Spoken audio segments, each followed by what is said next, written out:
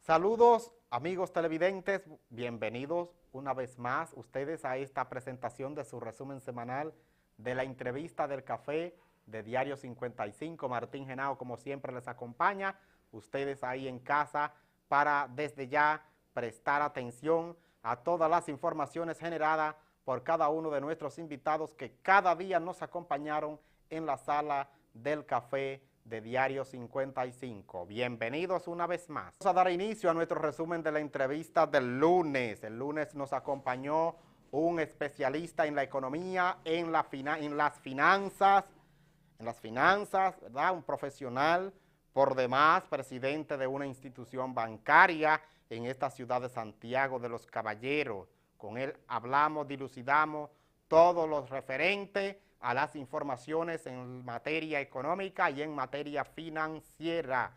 Así es que estamos hablando del señor Cristian Reina, presidente de Banfondesa, lo que es Banco de Desarrollo y Crédito. Así es que usted les invito a que preste mucha atención a todo lo que dijo el presidente de Banfondesa, Cristian Reina, en esta materia. Hay muchas informaciones que manejar en materia económica, en materia de las finanzas, así es que les invito a que usted se detenga cómodamente, sentado en su casa ahí, escuche al presidente de Banfondesa. Sectores de la economía dominicana que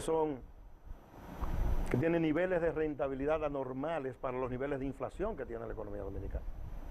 Y muchos de esos ingresos están hechos en base posiblemente a pagar salarios muy bajos, ¿verdad? O a no retribuirle a la gente beneficios marginales que la gente necesita tener. ¿Cómo se explica el crecimiento del que habla el Banco Central? Si hay esa realidad de un gasto. Porque hay mucha concentración. Si tú ves los niveles de beneficio posiblemente que tengan ciertos sectores versus otros, beneficios transparentados, porque según el director de Impuestos Internos, aquí la evasión anda alrededor de un 40%. De manera que hay muchos beneficios ocultos dentro de la economía que no reflejan necesariamente esa realidad de esa gran cantidad de personas que tienen muy bajos ingresos en la economía dominicana. Y la realidad, si ustedes ven, por ejemplo, la economía americana está basada en el consumo. En el consumo, sí.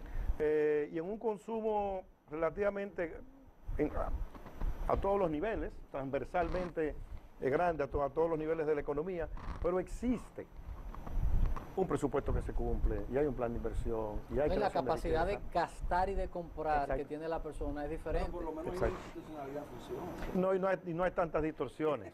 Cristian, entonces ahí, ¿en qué medida se refleja esa realidad en nuestro país en la banca? ¿Cuál realidad? La realidad que usted plantea de gasto. La realidad es que este es un país que en donde el sector financiero crece entre 10 y 15% anual, y sin embargo estamos entre los 3 o 4 países donde hay más usureros en el mundo.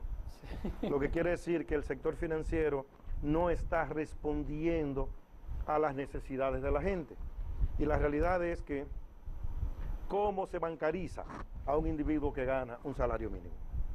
O sea, ¿cuál es el costo que tiene para un banco el bancarizar a una persona que tiene un nivel de ingreso tan bajo que al banco no le da economía de escala? Entonces, hay un tema ahí de que en la medida en que la gente pudiera aumentar su nivel de ingreso, pues entonces habría más posibilidad de ofrecerle servicios. Por ejemplo, ¿cómo tú le entregas una tarjeta de crédito a una persona que de entrada no es solvente porque no tiene el nivel de ingreso? Sin embargo, se le da una tarjeta de crédito. Al darle una tarjeta de crédito que le cobran el 60%, tú estás generando endeudamiento. Al generar un endeudamiento a ese nivel con una persona que no puede responder con el ingreso, sencillamente lo vas a endeudar. Y cuando lo endeudes no va a tener otra alternativa, porque pagarte el 60, que ya es de por sí altísimo, o sencillamente ir a un usurero para que el banco lo saque del buró de crédito. Entonces, las expectativas de, como yo he calificado, como dice un familiar, en una sociedad que la gente está viviendo para comer comida, como dice un familiar. Y mala comida. Para comer comida. La gente trabaja para comer. ¿Cuáles serían las expectativas de un país, de los que están produciendo para comerse esa comida, pero para al mismo tiempo la gente que tiene sueldo de miseria está aportando a un fondo de pensión?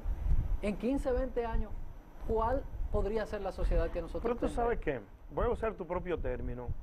Ojalá que nosotros vivamos para comer comida, pero que la comida que comamos se produzca aquí. Porque si se produjera la comida en la República Dominicana, el nivel de desarrollo del país fuera muy alto.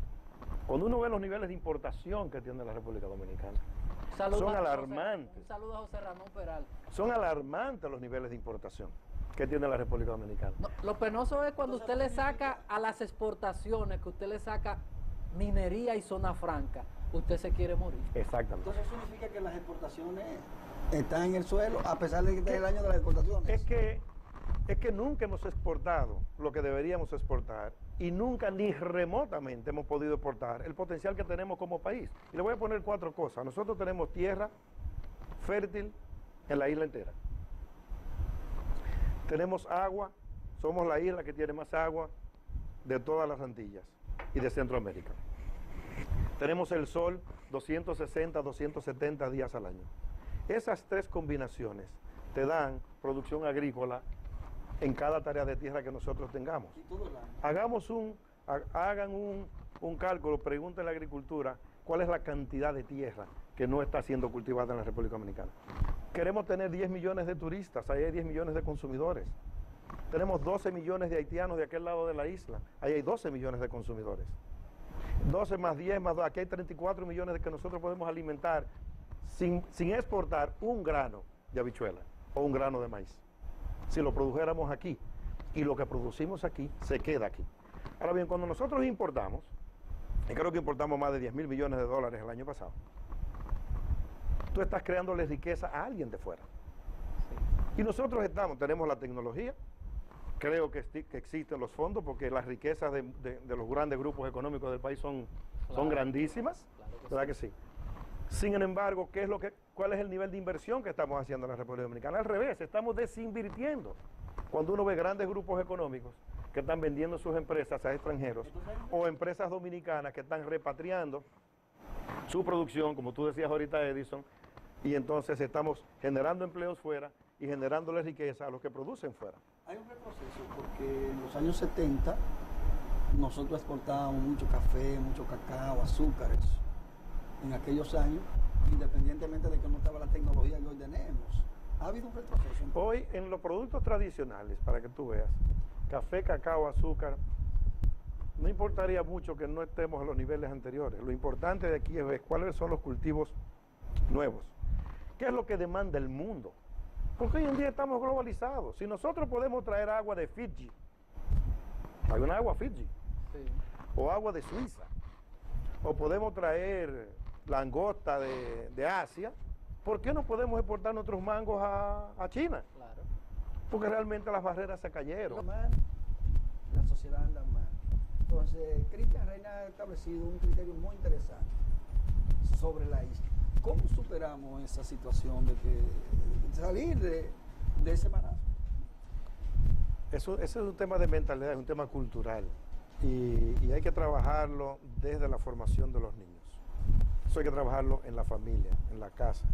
Y comenzando porque los empresarios o las personas que dirigimos el país, que podemos hacer opinión, entendamos que el hecho de que, como yo decía ahorita, que tú seas una isla no significa que tú vivas de espaldas a lo que está sucediendo en el mundo. Y curiosamente, en el caso de la República Dominicana es peor todavía. Taiwán es una isla.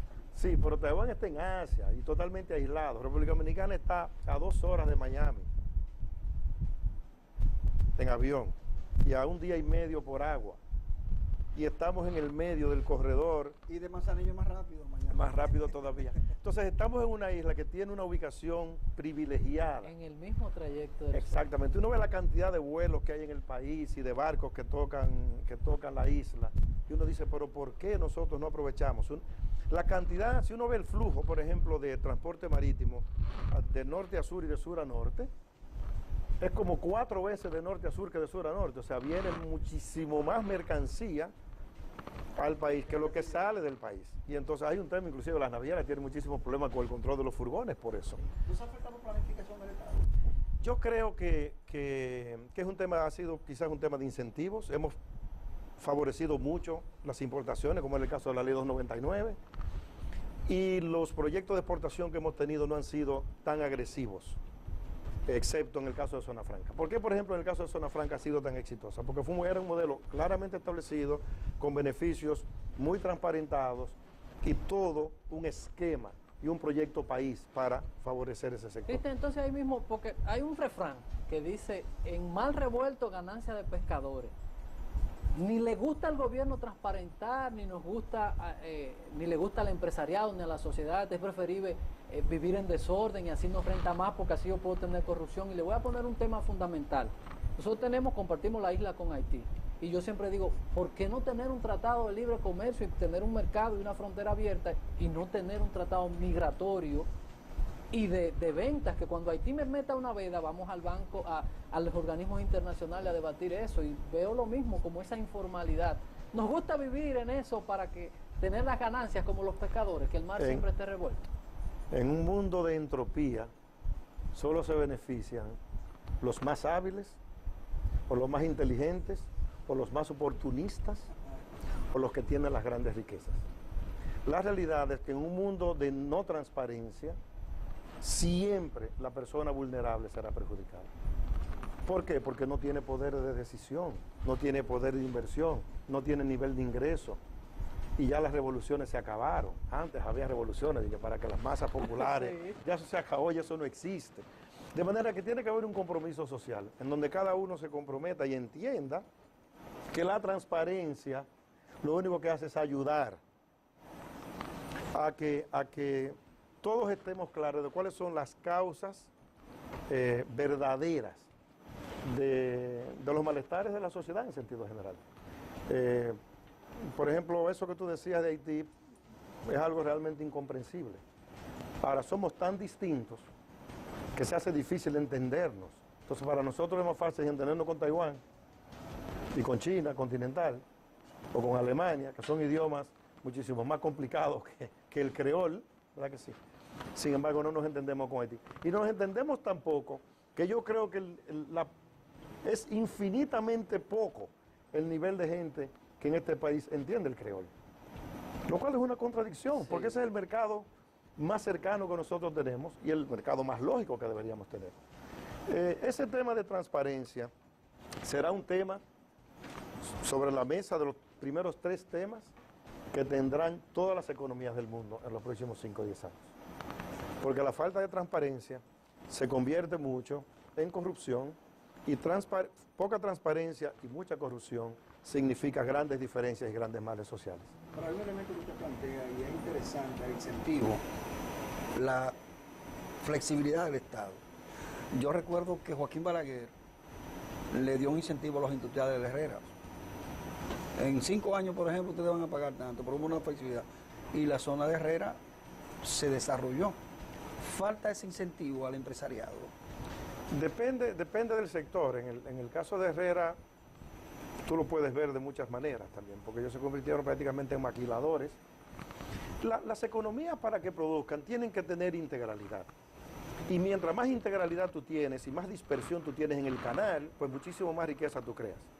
No es lo mismo tú transformar una materia prima con una sola operación, a que tú cojas la materia prima desde el origen, el producto, desde el origen de la materia prima hasta la comercialización del producto, porque va dejando en toda esa cadena productiva, va dejando beneficio, más beneficio, más beneficio, más beneficio.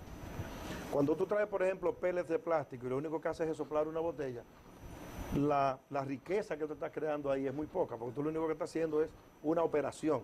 Y lo hace una máquina. Y lo hace una máquina. Si nosotros tuviéramos el petróleo o el hidrocarburo y lo pudiéramos convertir, entonces tú vas dejando en el camino. O lo mismo pasa con, no es lo mismo traer, qué sé yo, pulpa de guayaba para hacer helado, que tú producir la guayaba y comercializar la guayaba y procesar la guayaba y hacer el helado y comercializar el helado. A eso es que nosotros debemos aspirar. Y tenemos capacidad y crear capacidad de consumo para que esas empresas puedan tener volumen y economía de escala. ¿No es preferible, Cristian, que Ignacio sea un inversionista? Yo le digo, mira, si te vas a la frontera, yo no te voy a cobrar impuestos. Ignacio le da empleo a esa gente tiene un seguro médico, manda a sus hijos al colegio, van a las clínicas. ¿No sería mucho mejor que yo decirle a Ignacio, instálate, yo te cobro muchos impuestos y al final le llevo a esa gente miserias? ¿No es preferible a veces como evitarse ese problema y tratar de captar esos capitales que vengan Lo ideal aquí? fuera, tú te instalas, tú produces, yo te cobro impuestos y los impuestos que yo te cobro los invierto en tus hijos, en tus empleados, en tu zona, en mejorarte los servicios para que tú cada día seas más eficiente produciendo. Ese es el círculo virtuoso de una economía. No me subsidies, dame la oportunidad de invertir, garantízame que yo voy a retornar, a recuperar mi inversión en un periodo de tiempo razonable, no en un periodo de gobierno como todos aspiramos, ya que sí, que 4 años y se acabó, pero al mismo tiempo garantiza que los servicios básicos y todas esas cosas se van a proveer, porque es sencillo.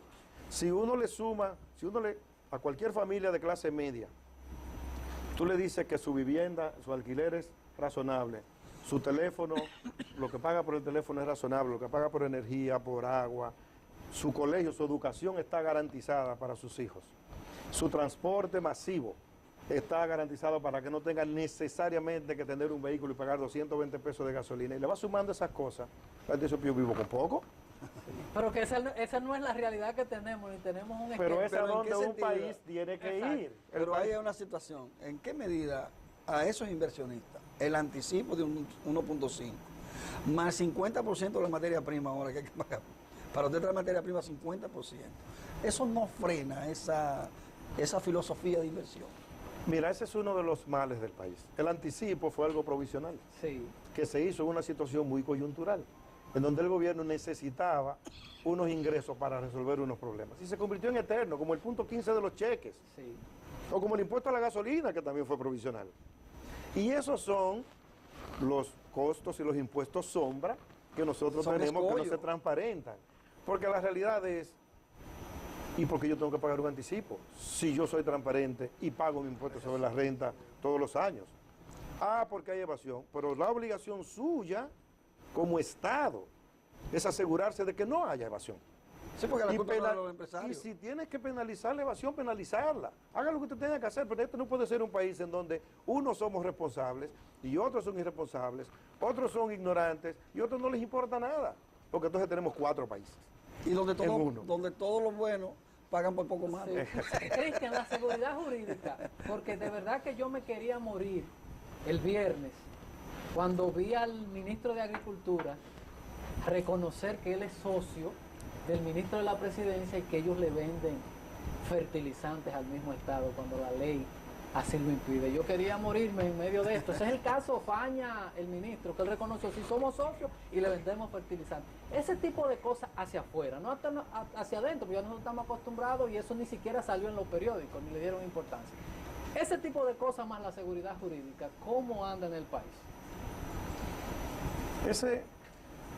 Volvemos al tema de transparencia. Es un tema de cómo uno maneja los conflictos de interés, pero no solamente a nivel de gobierno, en sentido general. O sea, cómo tú, aún en el sector privado, ejerciendo una profesión, no deberías tener otra profesión que entre en contradicción con el ejercicio que estás haciendo de la misma. Creo que es algo ético y que debería, hay un organismo de ética y transparencia del Estado que ese tipo de cosas debería haber. Bueno, luego de haber visto la participación del presidente de Banfondes, el señor Cristian Reina, quien afirmó, ustedes lo vieron, que la ley 155-17 de lavado de activos de la República Dominicana es un compromiso de todo, porque es como dice él, la República Dominicana está sujeta a acuerdos internacionales. Nosotros estamos adscritos a organismos internacionales y esta ley de lavado de activos que ahora repercute porque el impuestos internos, la Dirección General de Impuestos Internos ha dictaminado 5 normas para esta ley que conllevan a las cooperativas. Lo que está pidiendo impuestos internos es que todo el que maneja finanzas, todo el que recibe, que pida explicación, y por eso incluyen a las ONGs. Las ONGs son las organizaciones, las fundaciones, que se llaman organizaciones no gubernamentales, Entonces, todas esas fundaciones que reciben donaciones, lo que Impuestos Internos le está diciendo es, declaren, pidan declaración de dónde es que vienen estas donaciones. Cuando le dice declaren, paguen impuestos a las fundaciones que son sin fines de lucro. Sin fines de lucro, no gubernamentales, pero ahora con estas normas, porque lo que se está buscando es contrarrestar ese desvío que no se sabe para dónde coge el dinero, porque cuando usted no paga los impuestos, y es importante entonces, señor director de Impuestos Internos, que entonces que cuando se pagan estos impuestos, porque aquí hay mucha gente que no pagan impuestos, mucho, y de la burocracia, nada más no son los pequeños, a los pequeños que se les cobra, pero aquí hay burócratas que no pagan impuestos, empresas que no pagan impuestos, y con el favor del gobierno, con el favor del Estado, que no pagan. Entonces, a todas esas empresas, señor director de Impuestos Internos, aplíquele las 5 normas de la ley 155-17. Aplíquesela. No es nada más a la cooperativa, ni a las ONGs. Ajá. Aplíquesela a grandes empresas que hay en este país, que no es escondido de que no pagan los impuestos y con ayuda del gobierno porque le da gracia. Entran materia prima y todo el mundo, entonces a ellos también. Entonces es un compromiso de la República Dominicana porque la ley de lavado totalmente está, como dijo el señor Cristian Reina, alineada a lo que es el movimiento mundial en favor de la transparencia. Ustedes vieron que ella habló mucho de la transparencia. Transparencia. Cuando usted es transparente, cuando usted paga impuestos, mire, a usted nadie. Y lo que le mandan por ningún lado se lo encuentran. Porque si usted cumple, a usted nada. Si usted tiene todo al día, olvídese. El que no tiene hecha, dice el adagio, no tiene sospecha. Entonces, a todos, sin excepción, a todos.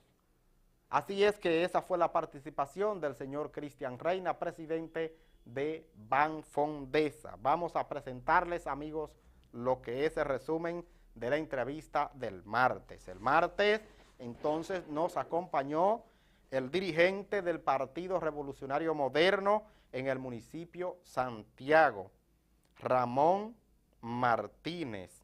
Ramón Martínez nos acompañó y con él hablamos todo lo referente a lo que es el proceso de la convención que ya está preparando el Partido Revolucionario Moderno para realizar el 18 de febrero.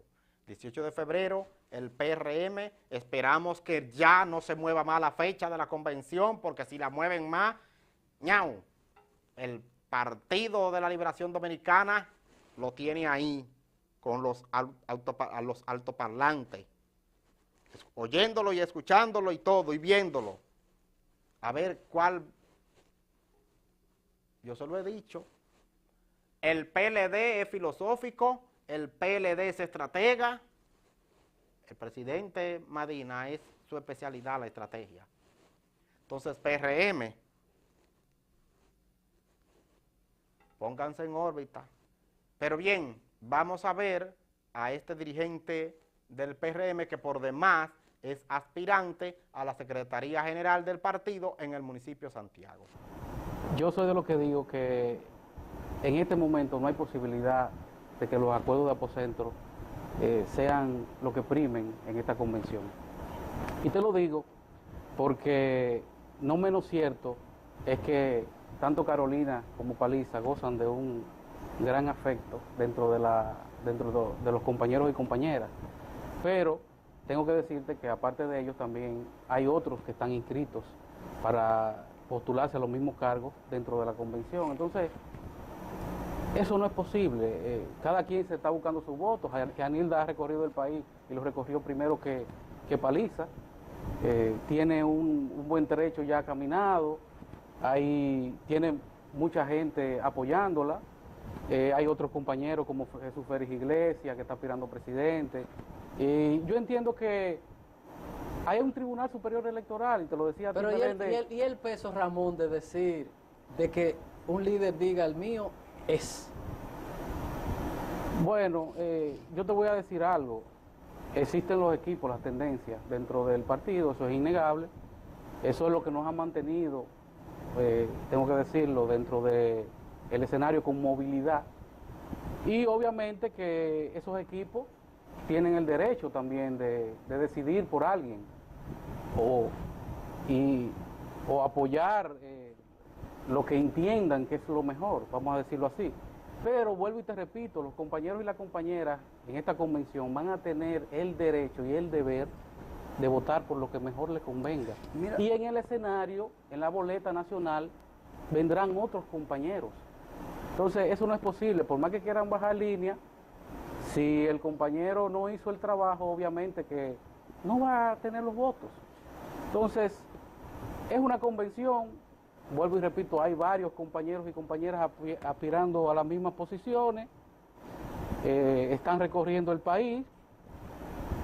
A Santiago han venido, excepto Carolina no ha venido, casi tanto, pero la mayoría han venido ya a Santiago y han visitado la dirigencia en todos los órdenes y niveles de los dos grupos. Pero mira, de pronto el Partido Revolucionario Moderno comenzó a recuperar un método democrático, Sí, que se había perdido, que es la convención.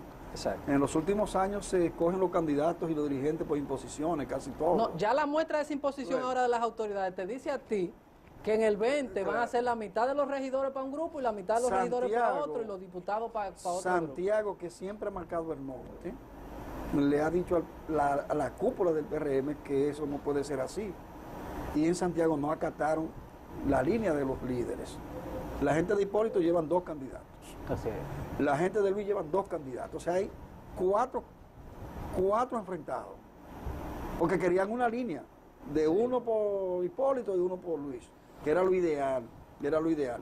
Sin embargo, Chu Vázquez, que es secretario general de esa organización hasta este momento, digo, ya lo asume la Comisión Electoral, Sí, sí. dice que no hay un árbitro imparcial y que eso advierte unos resultados frustratorios.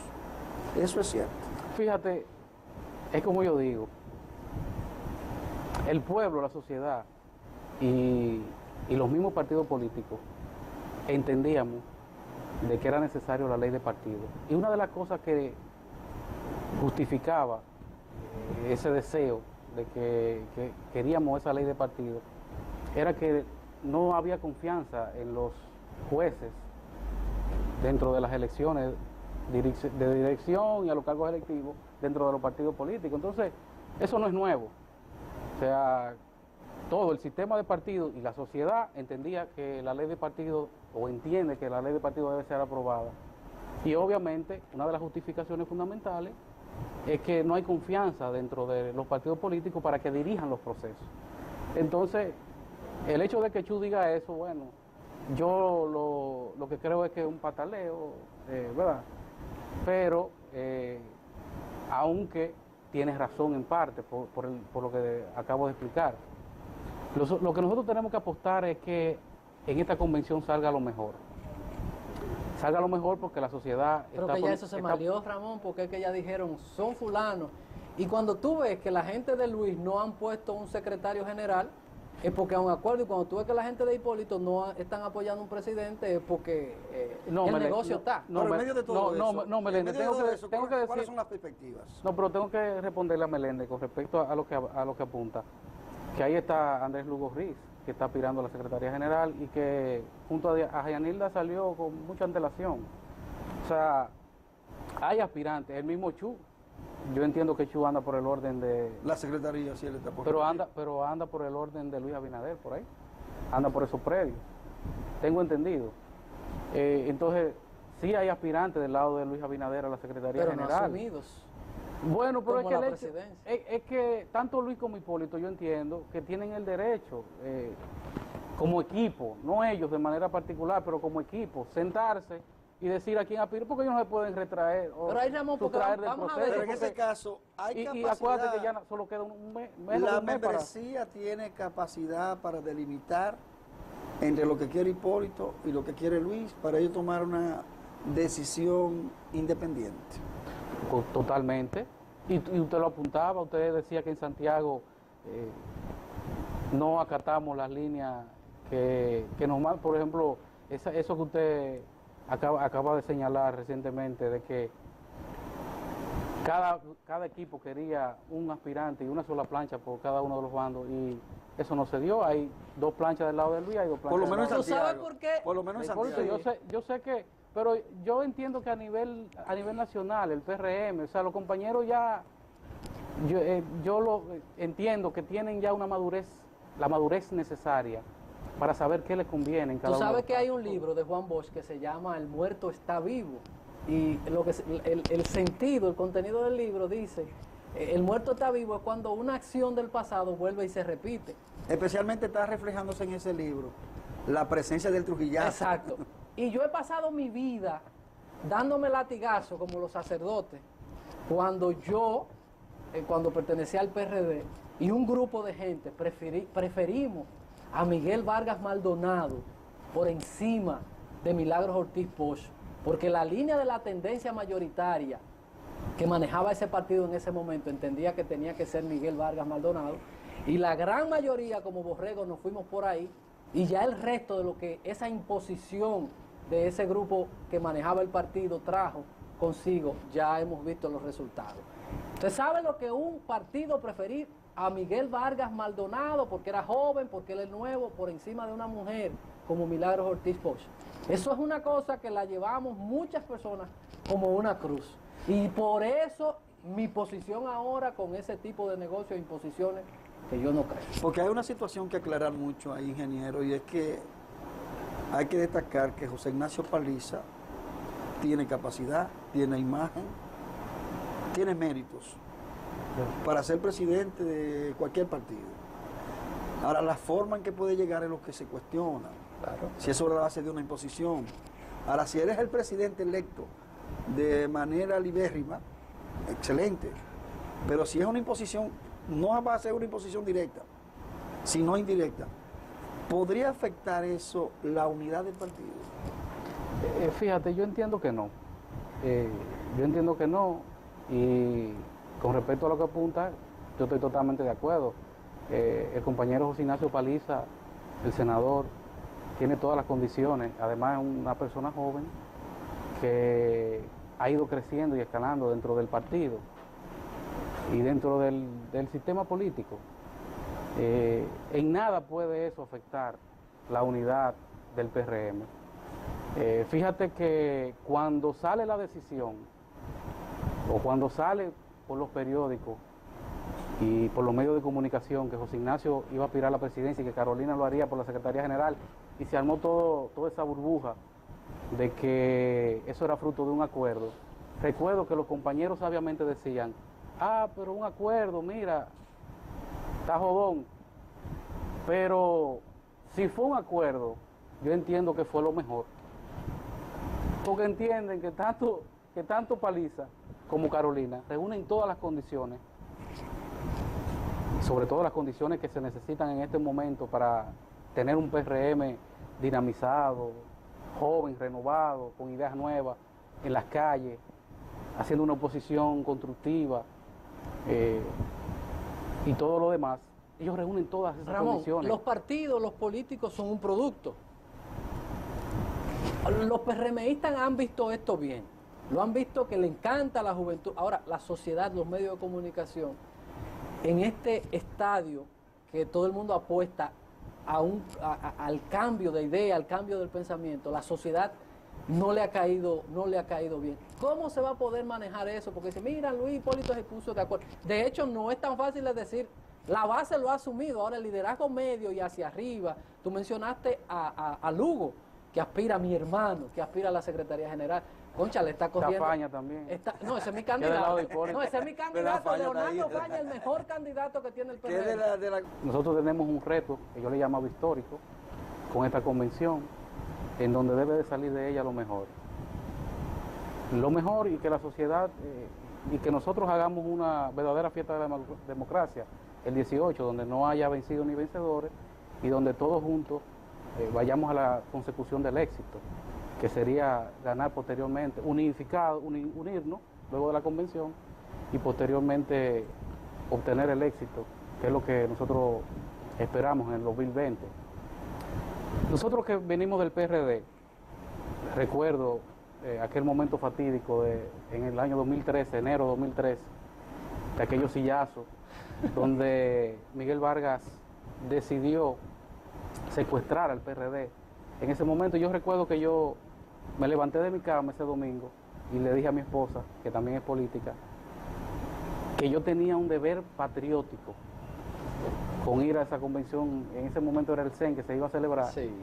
porque yo entendía que el gobierno, el Estado, el PLD, en ese momento le quería dar una puñalada a la democracia, y yo no me equivoqué, porque inclusive yo le hacía un llamado, lo hice por Twitter, le hacía un llamado a la población, que muchas veces es apática a lo que pasa en los partidos, pero fíjense cómo esa violación de los derechos de los compañeros y las compañeras en esa convocatoria al CEN, que tú recuerdas, Meléndez, dio al traste con la división del PRD, del partido más grande de la oposición. Entonces, era y obviamente eso se hizo con el consenso de Miguel Vargas, que estaba con el enemigo dentro, ¿verdad?, que era Miguel Vargas, y obviamente con el PLD y con el gobierno, que entendían que dividiéndonos, como habíamos venido con el compañero Hipólito Mejía de sacar un 47% de las elecciones, ellos entendían que nosotros estábamos cerca de derrocar el poder y de obtener el gobierno. Y le dio resultados. Y obviamente que le dio resultados. Eso dio al traste con la división. Tanto yo como Meléndez y otros compañeros, entendimos luego de eso que había una posibilidad. Hoy tengo que darle y ahí estoy contestando a una de sus preguntas. Hoy tengo que decirle que los que tenían razón eran Luis e Hipólito y los compañeros y compañeras que se fueron y formaron el PRM. Te quiero contradecir. El PRM, que con apenas 1 año, 2 años de fundado, se convirtió en la segunda fuerza en las elecciones pasadas, en la segunda fuerza más importante del país. Entonces, tengo que decir que tengo que agradecerle a esos compañeros, y el pueblo debe agradecerle a esos compañeros. Mira, y lo he dicho públicamente. Quiero contradecirte un poco ahí, porque de nosotros no haber hecho lo que hicimos en enfrentar y disminuir a Miguel Vargas Maldonado fue lo que más viabilizó a que hoy existiera un PRM. Si hubiésemos dejado a Miguel Vargas con esa sigla y 75 años de historia, a lo mejor se Pero ahí es la recomponía. preocupación mía. ¿Valió la pena dividir para hacer lo mismo? Bueno, para hacer lo mismo no, y ahí voy. Nosotros con apenas 3 años de fundado el PRM, o refundado, el PRM va a arribar a su segunda convención. Una fue extraordinaria y esta que es ordinaria. Eso dice mucho de nuestra vocación democrática. Algo que se estaba perdiendo ya dentro del PRD. Bueno, la última... Sí. No, en el PLD ni hablar. O sea, en el PLD hace mucho tiempo que no van a una comisión. La última fue para elegir 2 o 3 personas dentro del comité ejecutivo e incluir a 2 o 3 en el comité político. Para completarlo, pero a nivel dirigencial, en los estamentos más particulares, en los municipios y todo lo demás, hace años que el PLD no se renueva. Bueno, ya ustedes vieron ahí todo lo dicho por Ramón Martínez, cuando también dijo que el Hipólito Mejía y Luis Abinader, con el asunto del acuerdo, que si Carolina Mejía, que si el senador Paliza, él dice que ese acuerdo es favorable y que esos dirigentes gozan de un gran aprecio dentro de la entidad política. Ojalá que el PRM no se vuelva un alboroto y un tembleque por estar llegando a acuerdos.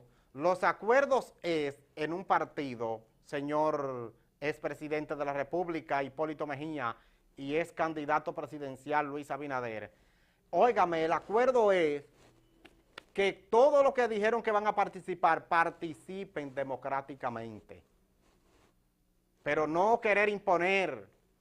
No, usted quiere participar, no hay problema, usted es miembro del partido, participe, preséntese.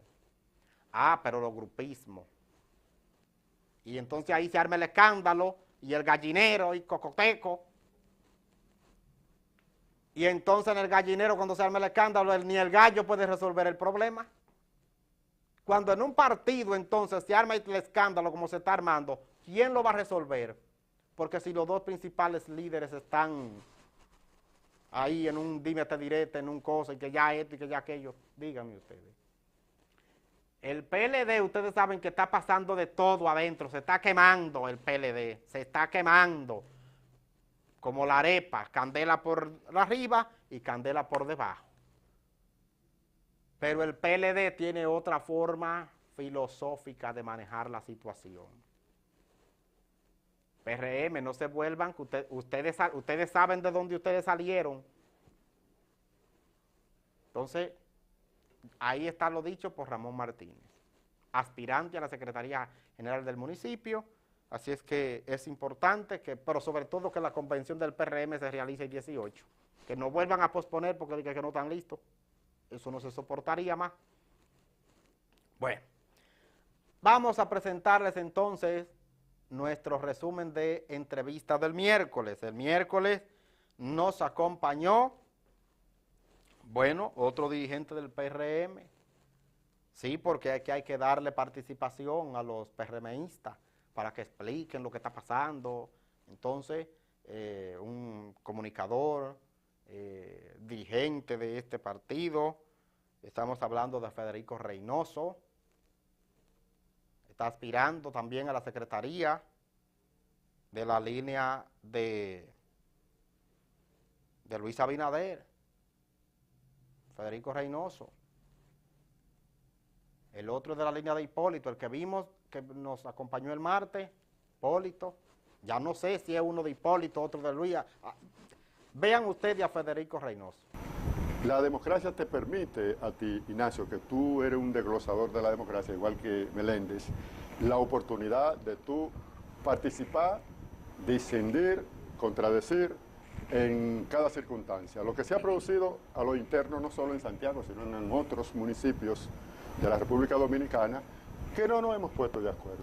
O sea, ¿por qué no nos hemos puesto de acuerdo? Bueno, por muchas circunstancias. ¿Qué te permite la democracia? Bueno, si no hay un acuerdo, entonces participan, ¿verdad? Entonces, el equipo de Luis Abinader en Santiago decidió ir con dos candidaturas, una que le encabeza Andrés Cueto y otra que le encabeza el compañero Nelson.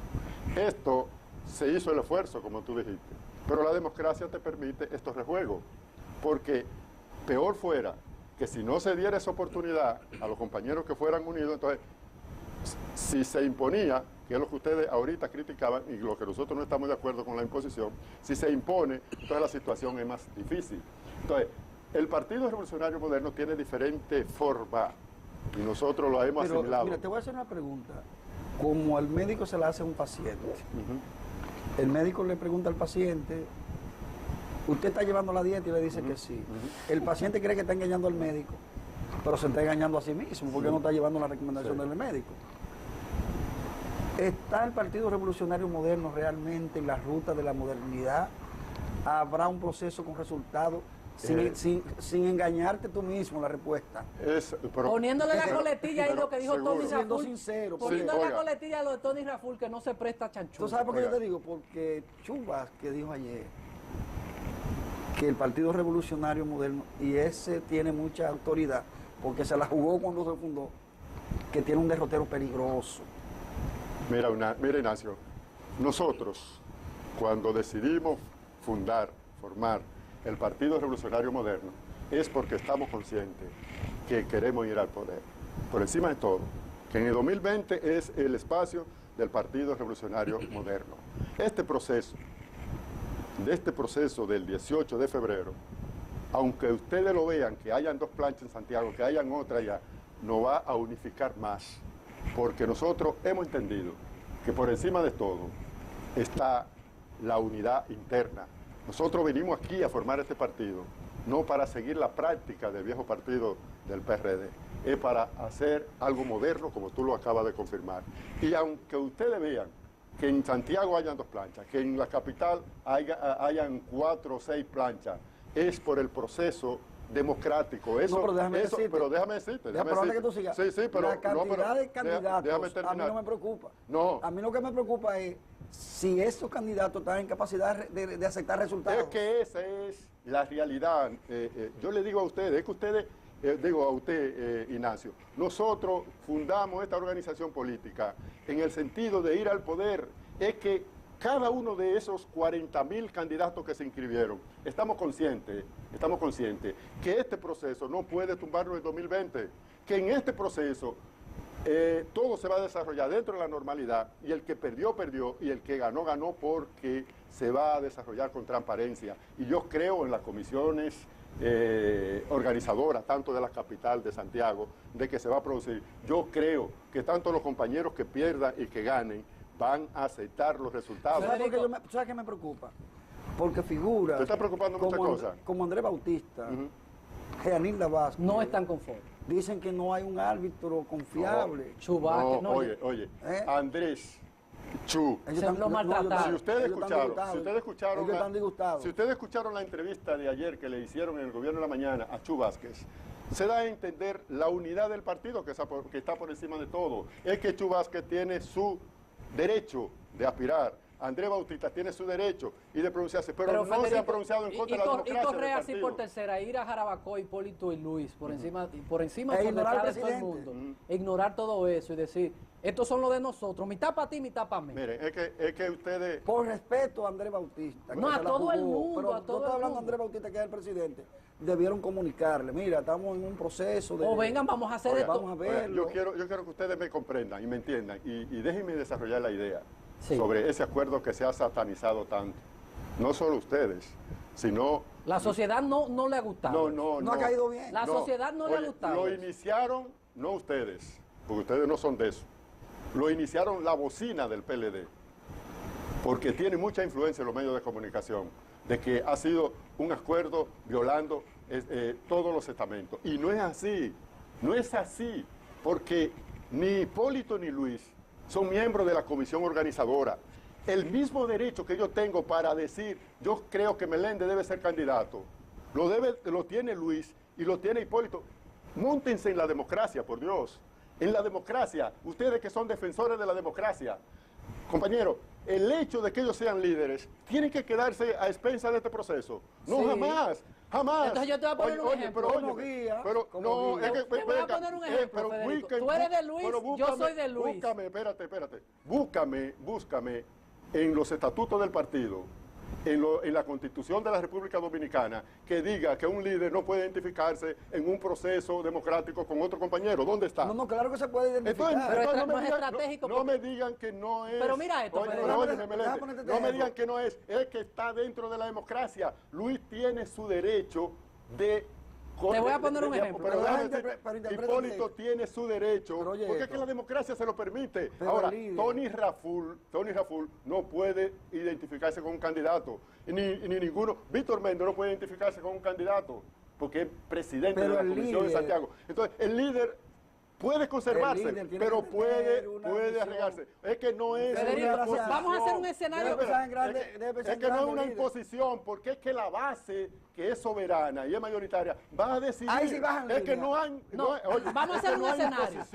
Vamos a hacer un escenario. Espérate, es que no hay imposición. Sería imposición y acuerdo de aposento, como se ha querido llamar, cuando ellos vayan solos. Hay 4 candidatos a la presidencia. Pero mira esto, vamos a hacer un escenario. Vamos a poner que yo me inscribiera en el PRM, soy del PRM.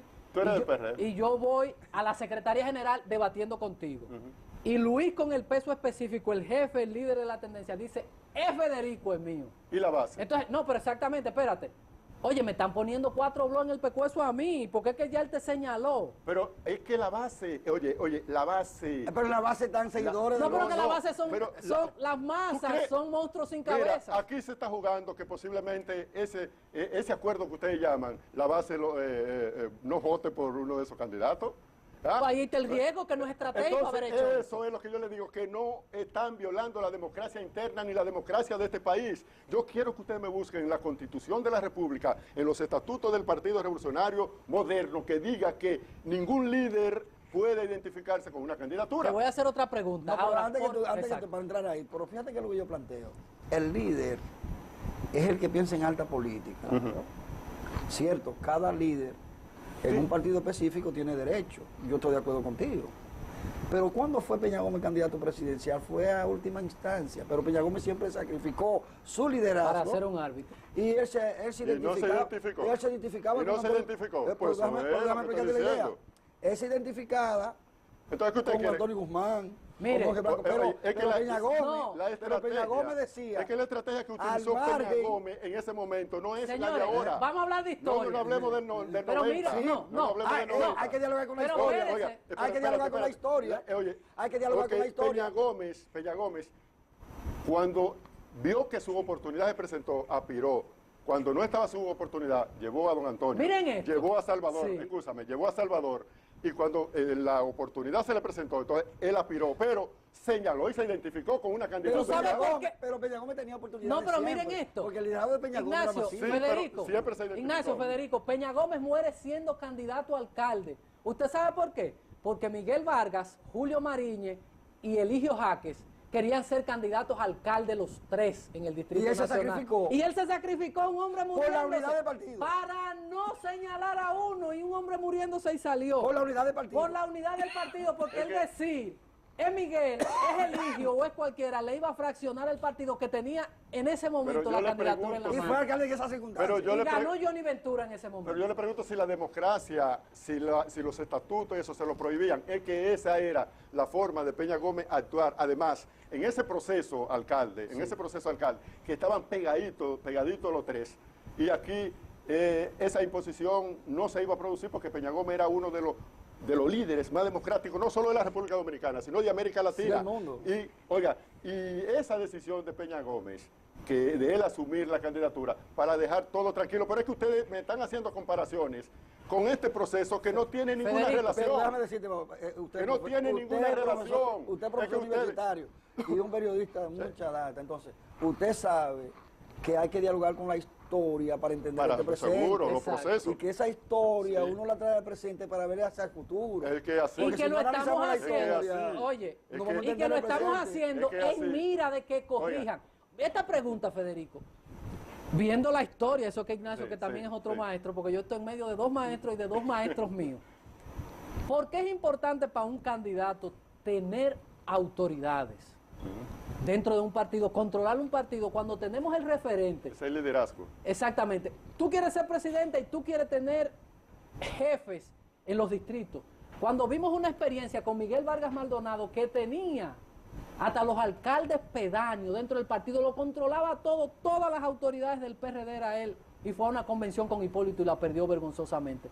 Viendo eso, ¿por qué un afán de yo tener un presidente, tener un secretario general?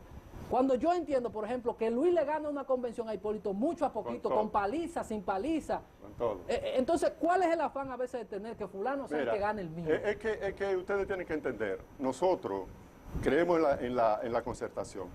El PRM, los principales líderes, creemos en la concertación y hacemos todo el esfuerzo posible para que la concertación esté por encima de todos. Tal vez Luis e Hipólito creyeron en la concertación, porque ¿qué dicen los estatutos del Partido Revolucionario Moderno en los procesos de escogencia? Lo primero es la concertación. Si Ignacio y yo estamos aspirando que somos del PRM y podemos llegar a un acuerdo como lo hicimos Cuesto y yo, eso es concertación. No, pero eso es válido. Por Sí, eso. en ese sentido, Y eso sí. fue lo que hizo Hipólito Porque y Luis. ustedes fue sano. Pero eso fue lo que hizo Hipólito y Luis, una concertación, porque es que nosotros creemos Pero en la ustedes eran concertación. candidatos y ellos son los líderes, entonces nos quedamos sin... se quedó oiga, ese pero partido lo que sin El árbitro. problema es que no es sin árbitro, es que Es como el papá que es- se parcializa con dos hijos y entonces, ¿cómo es que lo una hacemos? identificación es la concertación. Hay que Por eso- querer a los hijos iguales. a todos. Y hay que quererlo a todito Por igual. eso yo les digo, vamos a suponer, Por eso es Andrés que y yo usted- hicimos un acuerdo, conceptuamos. Es que nosotros queremos la concertación, en la concertación, es que los acuerdos es lo primero que los estatutos del Partido Revolucionario Moderno entiende y plantea. Luego después viene otro proceso, pero primero la concertación, porque cuando se hace concertación, menos problemas hay. Vamos a ver a cada momento. ¿Qué es lo que hace Lo que quieren, falta? a propósito de México, quieren un corrido. Sí, un corrido.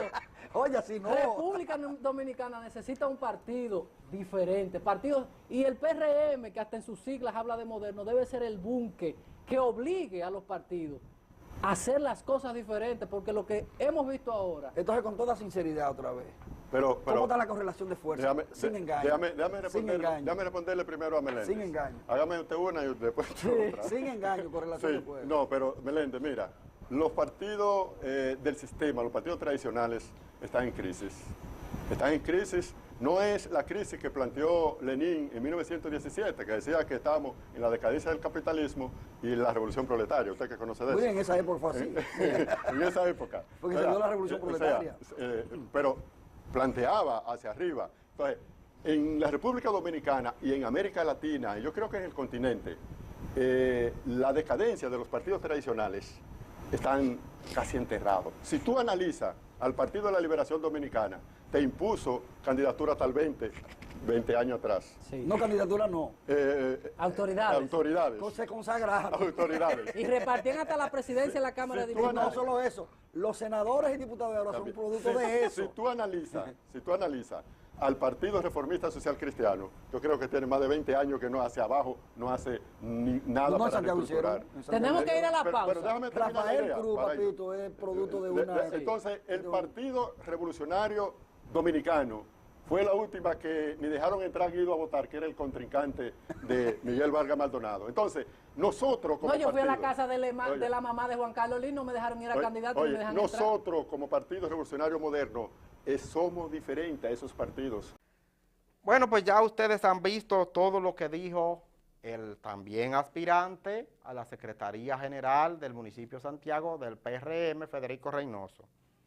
Él dijo, como ustedes lo vieron, que llegar al poder en el 2020 es el espacio para el PRM. Y por consiguiente, para eso necesita el PRM articular todo un sistema de mancomunidad, de lo que es organización, lo que es, ¿verdad?, unidad, para poder lograr ese objetivo.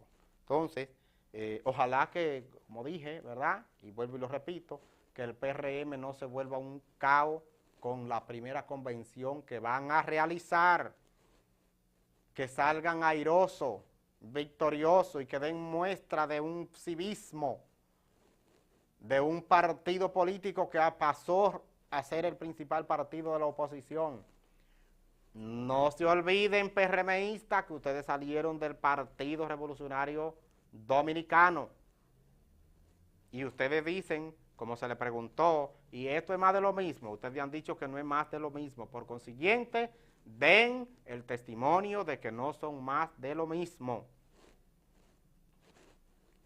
Entonces, luego de haber visto a Federico Reynoso, vamos entonces a ver nuestro invitado del jueves. El jueves nos acompañó un dirigente del colectivo Marcha Verde, dirigente comunitario, dirigente social, dirigente estudiantil, y entonces ahora forma parte de este colectivo Marcha Verde, Jesús Díaz. Vamos a ver este joven estudiante, joven dirigente, todo lo que nos dijo referente al colectivo Movimiento Marcha Verde. Primer año de Marcha Verde. Si hacemos un compendio de lo que ha pasado, ¿qué podemos decir? ¿Se logró el objetivo? ¿Vamos por el camino? ¿Qué ha ido pasando? Mira, Marcha Verde es el movimiento más grande de masa que ha tenido la República Dominicana después de 1965. Si vemos el proceso histórico, ya estamos hablando de un año. Y en función de ese año, Marcha Verde se ha mantenido en la calle desde aquel 22 de enero hasta la fecha con un conjunto de marchas a nivel nacional, de recolección de firmas, de El Quichiguazo, de la Llama Verde, de concentraciones en los parques, yendo al barrio. Marcha Verde dejó de ser un color para convertirse en un sentimiento nacional.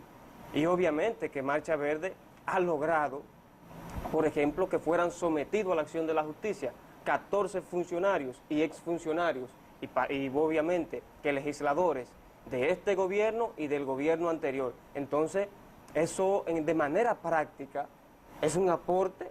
De manera práctica se ha visto que Marcha Verde ha dicho, bueno, la gente ya no puede ser indiferente. Entonces, la indiferencia de años anteriores que en la República Dominicana suscitaba, que la gente no participaba y que obviamente la corrupción dentro de las encuestas aparecía en un lugar lejano, Sí. ya no es igual. No, es el tema principal. La gente ya no es indiferente, no es ni puede ser indiferente, porque Marcha Verde ha dicho, bueno, ya basta de la corrupción, de la impunidad, de la desidia, el embuste, el latrocinio al erario público. Entonces Marcha Verde es un movimiento que se mantiene vigoroso y que ha dicho a la sociedad dominicana que no es posible conducir un Estado bajo estos lineamientos. Jesús, ya Marcha Verde camina, tiene dientes, dice papá porque tiene un año. ¿Qué No solo dice papá, también dice mamá. ¿Qué vamos a ver a partir de aquí? Porque hay mucha gente que tenemos preocupación, que somos, yo no soy de la directiva, me llaman, me dijeron el domingo, ahí yo voy, me dicen aspa, yo me pongo mi polocher y por ahí para abajo. ¿Qué vamos a ver a partir de ahí? Porque hay personas que aunque somos colaboradores de la Marcha Verde, entendemos que la marcha debe ser algo más que una marcha, más que decir, y debe ser algo más compacto, porque a veces tú tienes como personas que desentonan. Hay 5 personas que hacen una rueda de prensa diciendo una cosa, hay otros que quieren que destituyan al presidente. Con ese tipo de cosas, ¿qué se va a hacer? ¿O qué se va a hacer a partir de ahora para evitar Bien, como decimos, Marcha Verde es un movimiento de masas y por lo tanto es un arcoíris donde hay obviamente de todo. Y en ese arcoíris, bueno, siempre habrá alguna gente que tenga un planteamiento diferente. Y eso es digamos que lo importante dentro de la Marcha Verde, que hay gente que en esa diversidad piensa diferente y que en esa diversidad plantea cosas, pero hay una dirección que rige la conducción de Marcha Verde. Dentro de los procesos que ha realizado Marcha Verde a nivel nacional, por ejemplo, hay medios de comunicación que van y buscan figuras, por ejemplo, de partidos políticos, pero no buscan la figura, por ejemplo, el ciudadano de a pie. Una gente que haya desentonado, digamos, en la República Dominicana y que va a la Marcha Verde. Sí. Y nosotros no le decimos que no participe. Porque he dicho y reitero y hago énfasis en eso, de que Marcha Verde es un movimiento abierto. Entonces, plural y democrático. Entonces, dentro de la línea de Marcha Verde, obviamente, seguir en las calles, llamando a la gente a que se sume, seguir en las calles contra la indiferencia de la justicia dominicana. Y decimos indiferencia porque vemos que los resultados a nivel de la justicia no se corresponden con la cantidad de gente que hay en la calle diciendo que ya basta. Entonces no es posible. Jesús, entonces, tú me quieres decir que el esquema que se seguirá llevando es el mismo. Obviamente. Totalmente obviamente, un movimiento familiar. Pero, por ejemplo, el domingo 28, lo mismo. Frente al Palacio Nacional, el centro de poder de la República Dominicana, de manera pacífica, cívica, con la familia, con nuestros animales domésticos, con nuestros ancianos, nuestros abuelos, el tío, la novia, todas y todos a participar de manera cívica. Ayer, por ejemplo, hubo una comisión de la Dirección Nacional de Marcha Verde que se reunió con el director general de la policía para que haya orden dentro de la marcha. Cuando nosotros vamos a las actividades, somos los primeros que recogemos la basura en los parques, los primeros que recogemos la basura en los parques y en las calles. Entonces estamos hablando de un movimiento cívico que ha planteado cosas diferentes en su accionar. Entonces dentro de ese accionar, con la teoría y con la práctica, hemos llevado un movimiento que tiene un año en las calles de manera sistemática. ¿Cuándo en la República Dominicana se había visto un movimiento de esta magnitud? Bueno, podemos hacer un símil con el del 4%, ¿no? Sí. Pero que si tú ves la gente, tanto tú como nosotros que participamos, si tú ves los dirigentes, te puedes dar cuenta que casi es la misma gente que se apostaba en los espacios a pedir el 4%. Bueno, así es. Entonces este movimiento es apoteósico y la gente lo ha asumido. Solo hay que ver la reacción cuando uno va por las calles, por los barrios, con la gente sale con cualquier cosa verde que tenga en la mano, desde una gorra, un t-shirt, una bandera, por no decir otro tipo de cosas con la que la gente sale. Pero con cualquier cosa verde. Sí. Jesús, en todas partes del mundo, hasta en países de primer mundo como España, hemos visto este tipo de movimientos que surgen y se tiene la conciencia de que, bueno, yo quiero transformaciones, pero las transformaciones se hacen desde, estando en. ¿Se ha pensado alguna vez algún vínculo, presentar cosas? Porque yo digo, bueno, Jesús me dice a mí que es serio y que él sabe cómo se va a resolver tal cosa. Pero yo quiero que Jesús vaya al espacio y que me demuestre que en verdad él es serio y que de verdad lo que él decía, su teoría, que me la demuestre ahí. ¿En algún momento pudiera Marcha Verde ser parte de un gran acuerdo nacional político que lleve candidatos con condiciones, comprometidos, como ha pasado con Somos, con Podemos, en Centroamérica, en Norteamérica, en Suramérica? De esos movimientos llegan al poder y hacen las transformaciones, porque para nadie podemos decir que lo que ha hecho Evo no es importante, lo que hizo Lula en su momento, lo que hizo Dilma, lo que hizo Correa, lo que hizo Mojica. Entonces, aquí le tenemos como miedo a eso. ¿Qué va a pasar? Como mezclar, yo soy Marcha Verde, yo creo en principio, pero entonces no me puedo vincular a un partido porque todo lo que digo, al pertenecer a un partido, la gente no me cree. ¿Cómo se va a hacer eso? Hay que tener coherencia, y Marcha Verde ha dicho, no puede ser un partido político. Y en un momento determinado incluso, las bocinas del gobierno quisieron decir que la recolección de firmas, 300.000 y tantos de firmas, era para un partido político. Marcha Verde no puede ni deberá ser un partido político bajo ninguna circunstancia. Ahora bien, Marcha Verde está constituida, digamos, por gente política o por un movimiento social, y los movimientos sociales se componen de gente de la sociedad, de esa diversidad que es política, no así necesariamente. Marcha Verde en su dirección y en su conducción tiene que ser un movimiento político.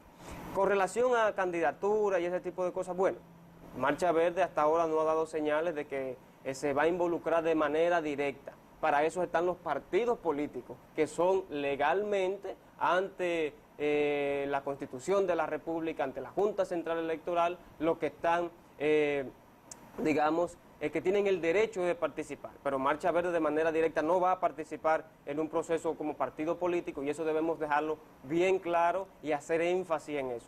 ¿Figuras de Marcha Verde? Bueno, hasta el momento nadie ha dicho que quiere ni va a participar en eso. De todos modos, eso sería ya un derecho. Pero entonces, ¿cómo yo empalmo? Porque, mira, y voy a ponerte el ejemplo de lo que se logró con el movimiento amarillo, de las sombrillas amarillas para la educación. El movimiento tuvo el vínculo político de comprometer a todos los candidatos, firmaron el documento, que el presidente lo ha cogido como un logro de él y es un logro de la sociedad, porque esa firma de los candidatos los obligó a ello. Entonces vamos a tener las elecciones en el 20, vamos a tener a Danilo Medina, Leonel Fernández, Luis Abinader. Nosotros tenemos un concepto como Verde de cómo deben ser las cosas, y si yo no pacto como colectivo y yo digo, mira, el que asuma esto, o mira, esto es lo que yo planteo, quien asuma esto, yo lo debería apoyar, o cómo sería, porque dejar a la gente así a libre albedrío sería como permitir que el que tenga el dinero se mantenga, y entonces lo que creemos, las transformaciones que nosotros queremos hacer, como que van a quedar siendo palabras en el aire. En el concepto, en el tiempo, que es una categoría, debemos decir lo siguiente, mira, Marcha Verde no va a pactar ni debe pactar con nadie un acuerdo.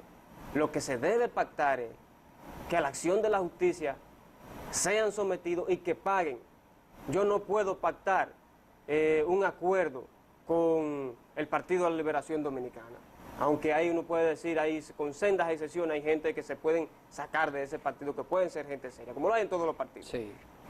Pero la justicia contra la corrupción y contra la impunidad no se pacta. Y este gobierno, todo el PLD, ha querido acostumbrar a la República Dominicana a hacer acuerdos, a hacer pactos, el pacto eléctrico, el pacto de la salud, un conjunto de pactos. Entonces, la justicia contra la corrupción y contra la impunidad no se pacta. El único pacto es sometiéndolo a la acción de la justicia. Por ejemplo, el Procurador General de la República se destapa hoy en los medios de comunicación diciendo que le otorguen, más allá del 8 de febrero, un tiempo más para presentar la prueba sobre los 14 imputados que fueron a la acción de la justicia.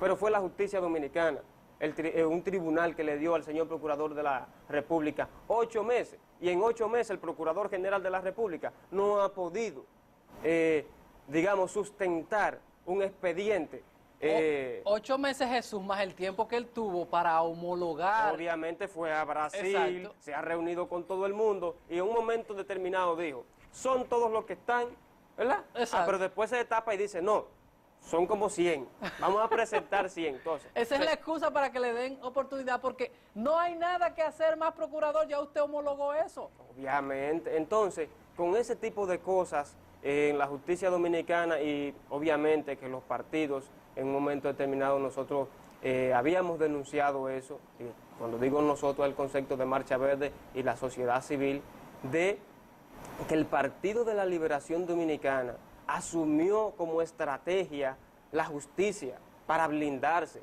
y eso es lo que está hoy aquí. Tú tienes que el presidente de la Suprema Corte de Justicia es un cuadro del PLD, pero tú tenías que el presidente de la Junta Central Electoral, el ex y el de ahora no dudamos. No, el PLD también igual. Son cuadros Este es más comprometido al cuadros PLD del que el otro. PLD. Entonces, bajo ese concepto, bajo esa categoría, con esa gente... Pero ¿quién preside el Tribunal Constitucional? Fue senador de la República incluso. Dirigente del vicepresidente nacional del PRD, Milton Rey Guevara. La justicia dominicana es la que tiene el sartén por las manos, pero vemos que la justicia también está entregada y por eso los resultados, cuando se someten a la acción de la justicia, este conjunto, no digamos, de gente que ha desangrado el erario público y que se ha hecho de rico a base del sudor de cada joven, de cada mujer, de cada hombre dominicano. Como es tradición en cada sala dominicana, estos buenos conversatorios se brindan tazas de café. Entonces yo quiero dar paso a Xiomara y el Café Santo Domingo para que nosotros sigamos con esta amena conversación, pero ya con una taza caliente del mejor café que se elabora en la República Dominicana, Café Santo Domingo. Vamos a ir a la pausa para que Jesús y nosotros disfrutemos y endulcemos el paladar, para que entonces después de la pausa continuemos con este tema de Marcha Verde. Y lo importante es que veamos entonces las expectativas, porque yo creo que Marcha Verde ha sido sumamente exitosa hasta este momento. Bueno, pues entonces, sus días, ustedes saben que este fin de semana, Marcha Verde, aún con toda la lluvia, en el Palacio, en la parte frontal, reclamando el cese de la corrupción y de la impunidad. Entonces, como ustedes vieron, Jesús Díaz dijo que este grupo ha funcionado como tal, como un grupo de masa, como un movimiento de masa, el más grande de la historia dominicana luego del 1965, porque acuérdense que ahí estaba el movimiento 14 de junio, liderado por Manuel Aurelio Tavares Justo, y ese fue un movimiento que en la era del trujillismo hizo su movida en cuanto a querer que la República Dominicana se libertara de la dictadura. Entonces, ya ahora con Movimiento Marcha Verde, porque es un movimiento de masa es de pueblo, de gente, que mueve a la gente, así como los políticos mueven la gente y lo movían y lo mueven para los mítines y toda la cosa. Movimiento Marcha Verde ha movido masa, multitudes, y diríamos, el pueblo tiene que mantenerse despierto, reclamando el respeto a sus derechos fundamentales, consagrados en la Constitución de la República y en las leyes orgánicas. Así es que ustedes van a ver, ¿verdad?, también todo lo generado en esta manifestación en el Distrito Nacional frente al Palacio Nacional. Así es que vamos a esperar de que Marcha Verde continúe haciendo su trabajo. Se necesita todo eso. Después de haber visto al joven estudiante Jesús Díaz, entonces vamos a presentarles nuestro resumen de entrevista del viernes. El viernes, por ser el día del natalicio del patricio Juan Pablo Duarte, entonces nos acompañó un historiador. Como siempre, en todas las fechas históricas, tenemos la presencia del historiador Juan Zapata. Y con él abordamos todo lo referente al natalicio de Juan Pablo Duarte, lo que repercutió su dedicarse, ¿verdad?, a prepararse para emprender ese camino de un proyecto de nación. Entonces, presten ustedes la atención al historiador Juan Zapata, que además de historiador es catedrático universitario y también abogado. Vean ustedes. No, mira, a nivel internacional nosotros hemos sido vendidos como Santo Domingo. Porque recuerda que con excepción de las Guyanas francesas, holandesas y Brasil, todo Sudamérica fue español. Con excepción de Belice, en Centroamérica continental todo fue español. La parte sur de América del Norte, todo fue español, es decir, lo que hoy es México. Esto te crea más estas islas, las más grandes, República Dominicana, Puerto Rico y Jamaica en una ocasión, también español. Por ende se vendió el concepto español y eso se mantiene todavía hoy. La gente dice, pero ven acá, 5 siglos después se mantiene. Entonces, vamos a ver, profesor, qué significa, porque yo el otro día me sorprendí ver que en Colombia había, no sé si un municipio que se llama Santo Domingo, sí. Y vi en otro país, no sé si Costa Rica, que hay otro espacio, otro en ayuntamiento. México hay un Santo Domingo también. En México hay un Santo Domingo, entonces yo digo, ¿qué significa Santo Domingo? Fuera de que santo o domingo. Sí, no, mira, el problema es que la orden religiosa que tuvo más poder en la época de la conquista y la colonización fueron los dominicos. Y para los dominicos el Santo Domingo de Guzmán era el punto de referencia para su visión religiosa. Para su visión religiosa, y tengo que aclarar porque hay personas que piensan que todo el que es sacerdote es religioso, y eso no es cierto. Es decir, los sacerdotes que son diocesanos no son religiosos. Los religiosos siguen la trascendencia de un personaje que le dio razón para su existencia. Por ejemplo, los franciscanos siguen a San Francisco de Asís, y a quienes deben obediencia y demás es a la provincia o la viceprovincia a la que pertenecen. Los dominicos entonces tienen a Santo Domingo de Guzmán como uno de ellos. Entonces, Santo Domingo era un santo. Sí, bueno, es un santo. Es un santo. Sí. Perfecto.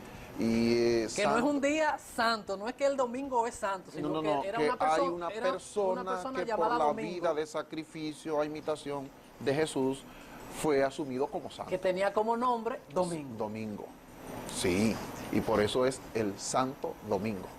Okay. Y donde quiera que usted se encuentre un dominico, que dicho sea de paso, en este país quedan muy pocos. Y en el resto del mundo hay un problema de crisis, sobre todo en los grupos que son religiosos. También hay crisis en los diocesanos, pero en la parte religiosa mucho más.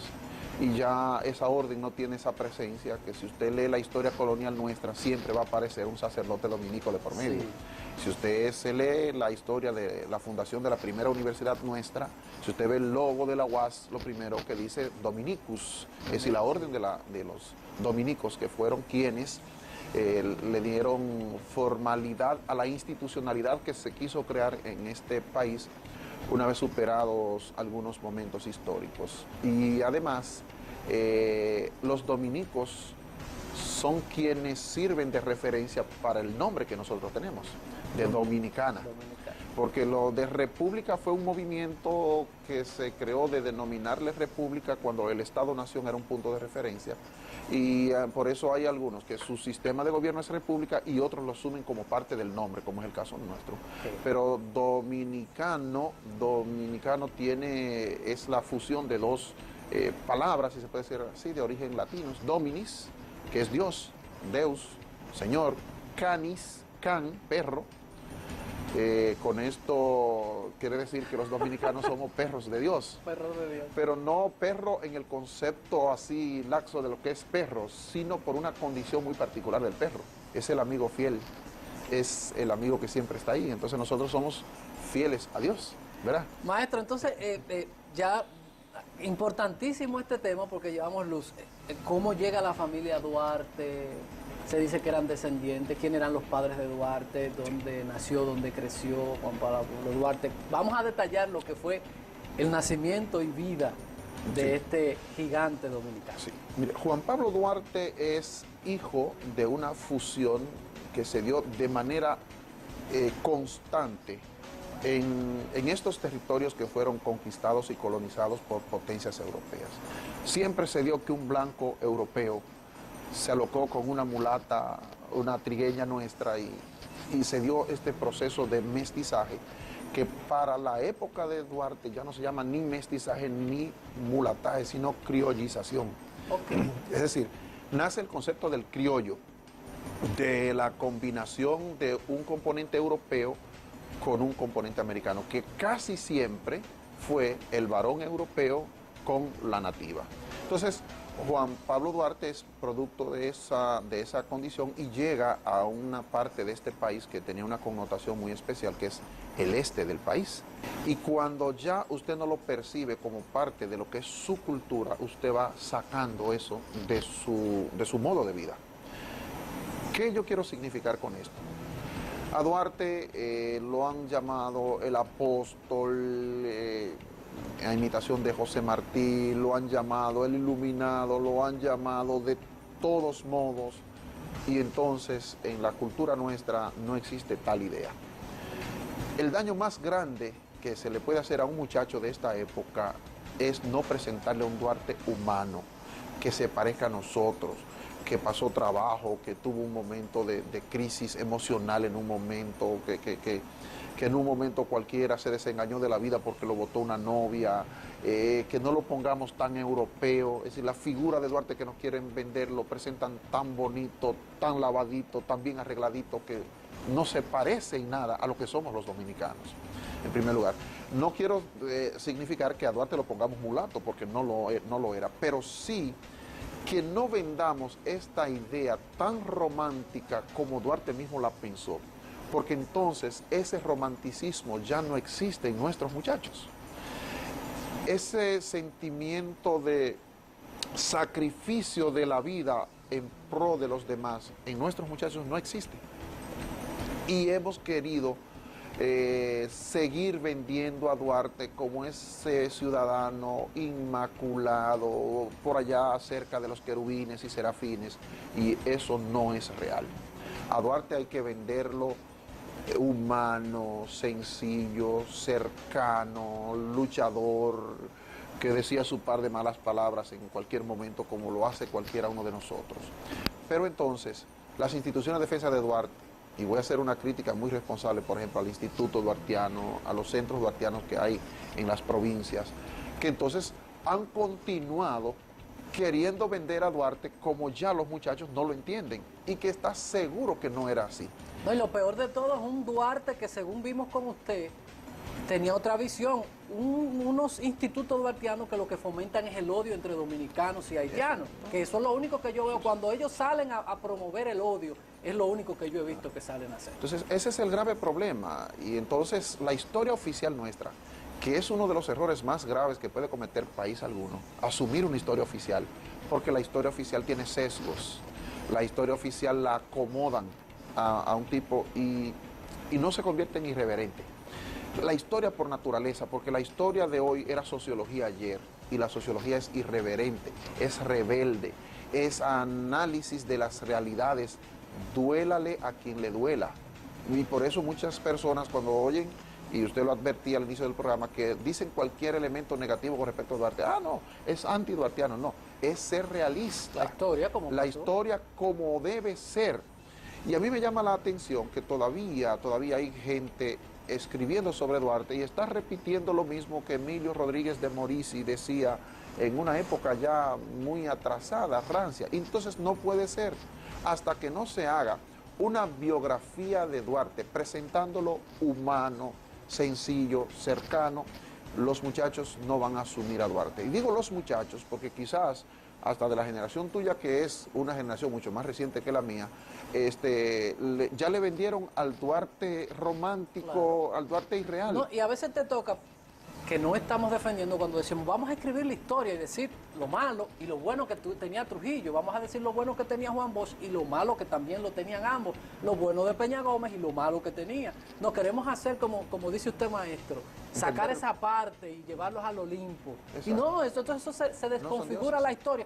Hay cosas que aplicó el trujillismo, como el control migratorio, que nosotros deberíamos revisarla, la creación de instituciones y todas esas cosas no eran malas. Entonces tenemos que decir que Trujillo era Satanás para caer bien, que Santana era un traidor cuando las cosas no, en verdad no fueron así. Entonces, el caso es que eso se llama en lógica el error del argumento único. Entiéndase, sí. Nada más se ve una sola dimensión. Eso es imposible, mucho menos en ciencias sociales. Es decir, lo absoluto no existe, ni en matemáticas. Cuando un matemático te define el absoluto, tiene que darte 3 posibilidades. Claro, no la probabilidad. Eso sí, sí. Entonces, ese es el caso grave. Entonces, a Duarte nosotros debemos reconocerle que fue el ideador de este concepto de nación, que fue el que incendió la chispa, fue el primer pensador de un Estado político, porque la Trinitaria es el primer partido político que nosotros tuvimos acá, que fue un organizador, que no fue un experto militar, que en términos militares la única gloria que tiene fue que cuando administró un dinerito, entonces ya no era un activo militar, sino un administrador de la cosa pública, dio muestra de que se podía ser honesto en este país. Pero, y eso le hizo daño, por eso no llegó a nada, pero dijeron, este no conviene. Que sí, este país, nosotros hemos estado siempre hablando de una condición particular de esta sociedad nuestra, y es que nuestra sociedad se ha construido en base a un término muy cibaeño que se llama el boroneo. Sí. Entonces, nosotros todavía no hemos asumido un concepto real de administración del Estado, como lo soñó Duarte.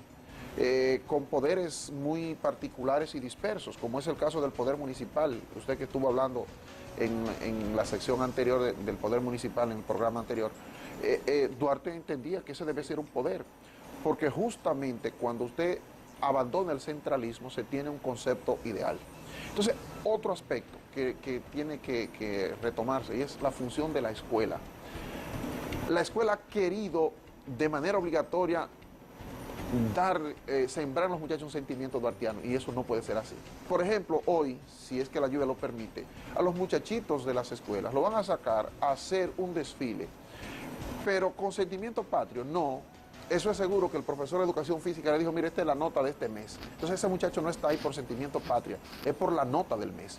Pero ¿qué gana este país con tener un conjunto de muchachitos y muchachitas semidesnudas, en un batón ballet, en una qué cosa? Terminamos cansados y demás, pero ¿qué le damos de construcción? Nada. Bueno, pues entonces ustedes han visto ahí al historiador Juan Zapata explicando todo lo concerniente a el natalicio del patricio Juan Pablo Duarte y Díez. Entonces, es importante que esos valores patrios se sigan respetando, sobre todo los ideales del patricio Juan Pablo Duarte, quien lo entregó todo, quien diríamos cometió el error de no aceptar la presidencia de la República, porque esa no era su mística, su deseo era que la nación fuera libre, soberana, y que otros, ¿verdad?, asumieran. Pero en el momento le pesó a Juan Pablo Duarte, porque mira cómo le pagó Pedro Santana. Exiliado tuvo que salir Juan Pablo Duarte, pero está su ideal. Y ese ideal tiene que ser respetado, respetado. Ya ni siquiera el himno a Juan Pablo Duarte se oye en la fragua de la escuela. Nuestra patria fue fundada y el valor de tu enseñanza nos infundó vida sagrada, la gloriosa Trinitaria, que fundada tu heroísmo fue la cátedra primera de moral y de civismo. Fuerza era que un maestro, como dice, preparara la conciencia, donde había de nacer la soñada independencia. Y sigue el himno a Juan Pablo Duarte. Y los estudiantes de hoy día, luego ni se lo saben. Usted le pregunta qué día nació Juan Pablo Duarte y Díez, no saben el 10, segundo apellido, y les dicen que no saben. Se necesita que las escuelas, los maestros, pues los historiadores, los maestros de historia, mantengan vivo ese ideal, ese ímpetu de enseñanza, para que esto no se olvide, porque el pueblo que olvida su historia, condenado está a repetirla. Entonces, ya ustedes han visto, y esa fue la participación del historiador Juan Zapata.